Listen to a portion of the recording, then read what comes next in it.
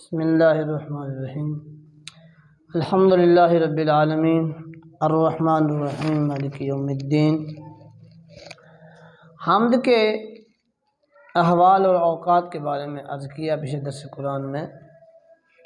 حمد کی فضیلت اور اس کے اجر و ثواب کے بارے میں امام مسلم حضرت ابو مالک اشعری رضی اللہ تعالیٰ عنہ سے روایت کرتے ہیں، فرماتے ہیں کہ آپ صلی اللہ علیہ وسلم نے ارشاد فرمایا، پاکیزگی نصف ایمان ہے۔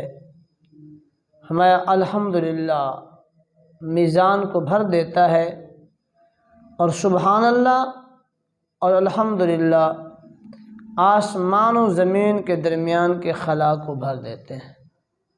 یعنی اتنے عظیم کلمات ہیں۔ کسی نے سبحان اللہ والحمدللہ کہا، ہمارا زمین و آسمان کا درمیانی خلا اس کے لیے نیکیوں سے بھر جاتا ہے۔ یعنی اگر الحمدللہ کو مجسم صورت دی جائے تو اس کا اجر اتنا ہوگا کہ زمین و آسمان کا خلا بھر جائے گا۔ حضرت سمرہ رضی اللہ تعالیٰ عنہ سے امام احمد نے روایت کیا ہے، فرماتے ہیں کہ آپ نے ارشاد فرمایا، قرآن کے بعد 4 کلام افضل ہیں، اور وہ بھی قرآن سے ہے، تم ان میں سے جس سے ابتدا کرو درست ہے، کوئی مذائقہ نہیں۔ سبحان اللہ والحمدللہ ولا الہ الا اللہ واللہ اکبر۔ اسی طرح امام ترمذی حضرت عمر بن شعیب سے اور اپنے باپ سے اور وہ اپنے دادا سے روایت کرتے ہیں کہ آپ صلی اللہ علیہ وسلم نے فرمایا، جس نے 100 مرتبہ صبح اور 100 مرتبہ شام کو سبحان اللہ کہا تو گویا اس نے 100 حج کیے، اور اس نے 100 مرتبہ صبح اور 100 مرتبہ شام کو الحمدللہ کہا، گویا اس نے جہاد فی سبیل اللہ کے لیے 100 گھوڑے مہیا کیے۔ یہ حمد کی فضیلت ہے۔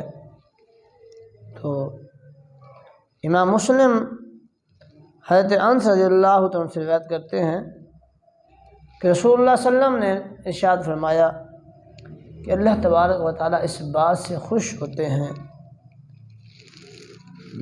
کہ بندہ جو کچھ کھائے اور جو کچھ پیے تو اللہ کی حمد کرے، یعنی کھانے کے بعد بھی اللہ کی حمد کرے، پینے کے بعد بھی اللہ کی حمد کرے۔ حضرت حسن بصری رضی اللہ عنہ فرماتے ہیں کہ ہر نعمت کے وقت الحمدللہ کہنا افضل ہے۔